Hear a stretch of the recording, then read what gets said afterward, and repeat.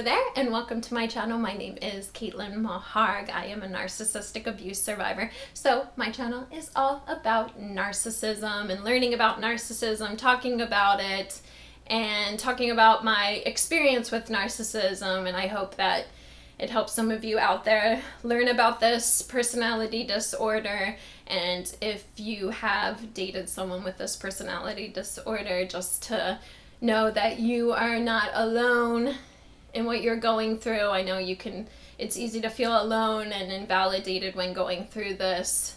And just to know that none of it's your fault and you're not crazy, because I know I felt insane when I dated these guys. It wasn't fun. But today I'm doing a reaction to the song Toxic from Britney Spears. Someone recommended this song to me to do a reaction to, and it's called Toxic. So and this channel is all about toxic personalities. I dated a malignant narcissist, which is the most toxic form of narcissism because they have antisocial personality disorder. They know what they're doing. So I have some experience with toxicity and toxic people. So let's get into this reaction.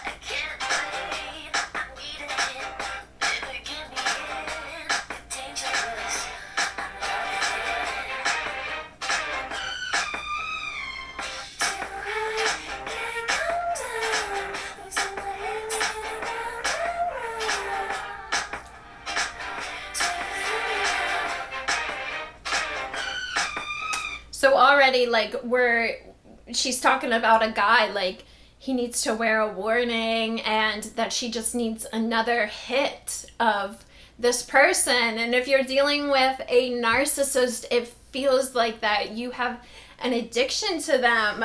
And I listened to H.G. Tudor a lot. He is a narcissist psychopath, and he teaches, he has a YouTube channel, and he pretty much just reveals the game of a narcissist. I love his channel.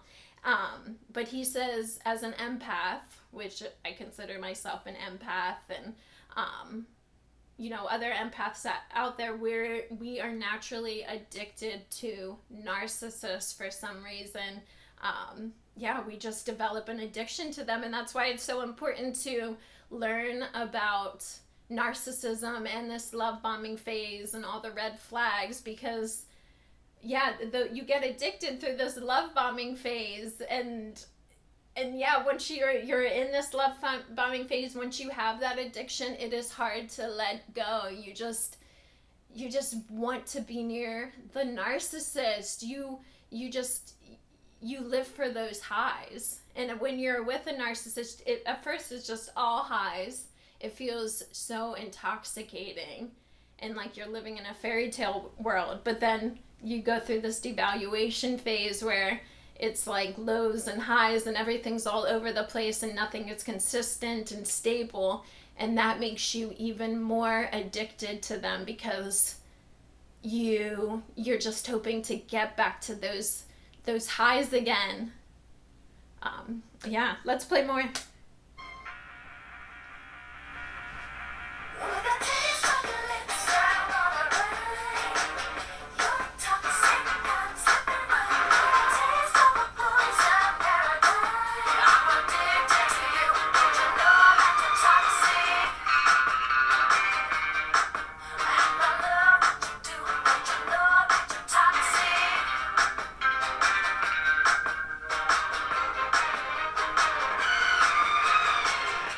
It's getting late to give you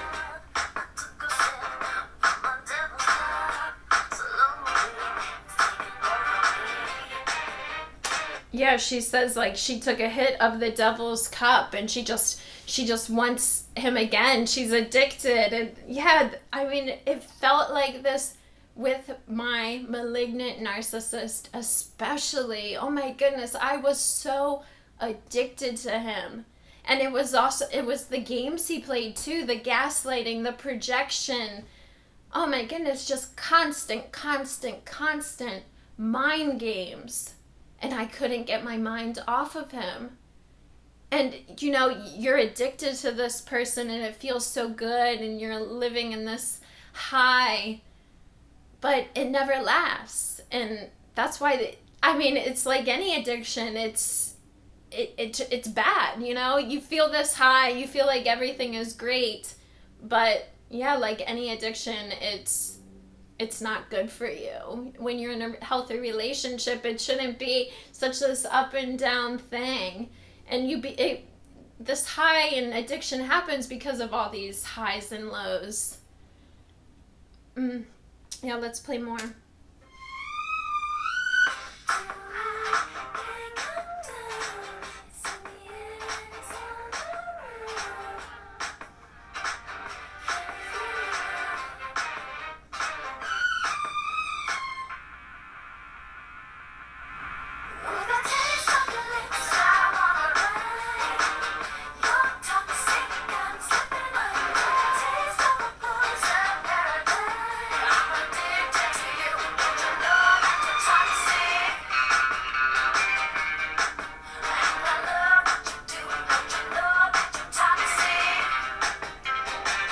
And yeah, like even like being close to him, I felt a high. Like the kisses were such a high, but even the kisses, I realized like everything was planned out. Everything was a manipulation, and he did specific things from movies and yeah, the stuff that you only dream about happening because he knew that could win my heart.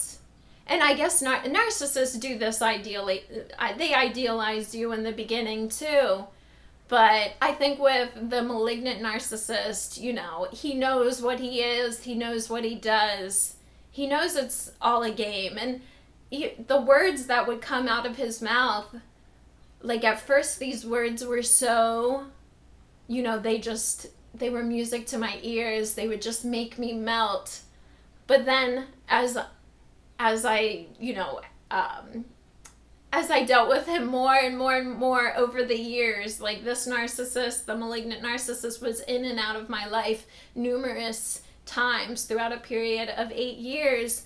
And towards the end of the 8 years, he would pull these moves on me. He would say, he would say these words that were supposed to melt my heart, but my intuition was like, this is not right. Like, I've heard these words before and nothing happened my way. So why would it didn't feel authentic, these words. At first these words made me, just melt into the ground, but it's like I stopped falling for it. I got older. I dated after he discarded me, I had dated a man, and he was a neurotypical person. He wasn't a toxic person. He was a good guy. We had a healthy relationship, and through that relationship, I learned what it meant to be in a healthy relationship and what a healthy relationship was like, and I just felt at ease with him. So when I encounter him again after, me and this neurotypical man had stopped dating and I was single again and the malignant narcissist came back into my life, I was just like, wow, and he's giving me the same dialogue and script that he gave to me other times before. It just felt like, wow, like, he hasn't evolved at all. He hasn't changed. I feel like I'm talking a lot, but yeah, I mean, that's the way I felt. Like, as I was with him more and more and more over the years, I started to gain some sense in me that this person who was a fairy tale to me actually wasn't the person who I thought he was.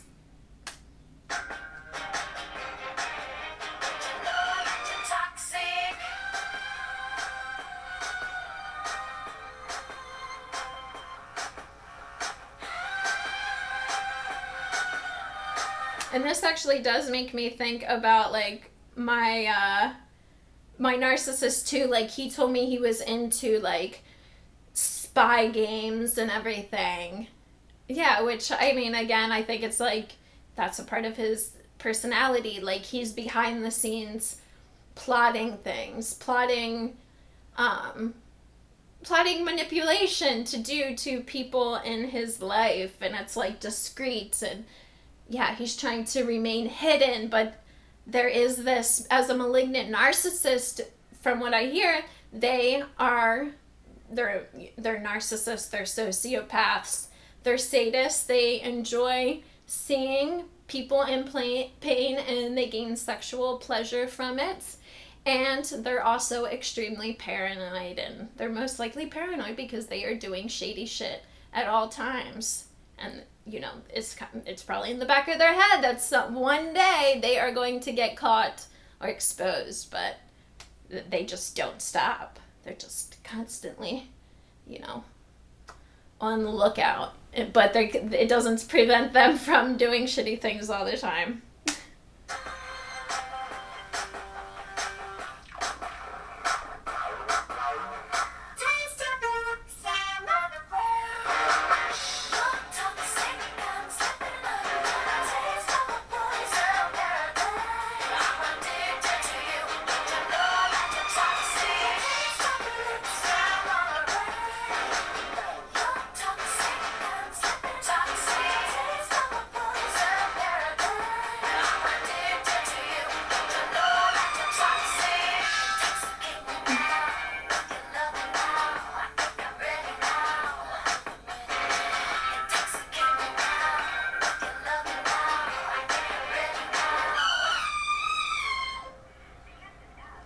And that's how they are. Like, well, throughout the song, she's talking about a toxic person, but obviously she's the toxic person in the video with what she's doing, going from guy to guy, doing sketchy things. And then she's back on the plane, you know, coming across as normal. And that's how I would say narcissists are, like, with their sources of supply. You know, they're doing all this stuff, all this covert, sneaky stuff, abusing them, manipulating them, gaining as much fuel as they can from them. But then when they're off at work, you would never know that these people are like this in their personal life, that they are taking advantage of people, because a lot of narcissists, or, well, the malignant narcissist especially, was a master manipulator. He knew how to cover up his tracks, and that's just an exhausting process in the going through that and dealing with someone like this, because you can never beat them. It is so hard to get one up on a narcissist, because the nothing is beneath them. They will do anything to win, to make it seem like you are crazy and nuts. So that was my reaction to toxic. Yeah. Oh my goodness. And for the longest time, I didn't even know what it meant to be toxic. I would hear this word. Obviously, I knew it wasn't good, but I had no idea it was referring to, like, essentially narcissists and people with antisocial personality disorder, and, you know, just manipulative people. I had no idea. My friend, I had a coworker, and she even told me about my malignant narcissist. She's like, he seems toxic to me. But I didn't really fully comprehend what that meant, and I was already ensnared by him. I was already under his spell. So her saying that he was toxic, I just was in denial that something was wrong with him.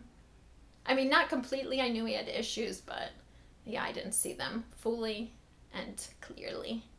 But that was my reaction to Toxic from Britney Spears. I hope you enjoyed it and learned something about narcissism.